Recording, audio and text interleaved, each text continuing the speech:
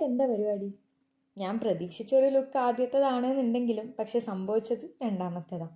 ഇന്നത്തെ എൻ്റെ ദിവസം തുടങ്ങിയ തന്നെ ഈ കളറിംഗ് ബുക്കിൻ്റെ ഒപ്പരാണ്. ഇത് ഞാൻ ക്ഷമ പഠിക്കാൻ വേണ്ടി കണ്ടുപിടിച്ചൊരു ടെക്നോളജിയാണ്. ഇപ്പം നല്ല മാറ്റമുണ്ട്. കാരണം കഴിഞ്ഞ ഒരു മാസമായിട്ട് ഞാൻ ഈ ഒരു ഡ്രോയിങ്ങും കൊണ്ടാണ് നടക്കുന്നത്. ഇത് തീരുന്നുമില്ല, അടുത്തിലേക്ക് പോകാനും പറ്റുന്നില്ല. ഓണത്തിന് എല്ലാവരും സദ്യയും പായസവും എല്ലാം കഴിച്ചു തരാൻ ഞാനിവിടെ കഴിക്കുന്നത് എൻ്റെ ദേശീയ ഭക്ഷണമായ പുലാവാണ്. ഒരു ഭംഗിക്ക് വേണമെങ്കിൽ ചുട്ടെടുത്തൊരു പപ്പടവും കുറച്ച് കച്ചമ്പറൊക്കെ ഇരുന്നോട്ടെ അല്ലേ.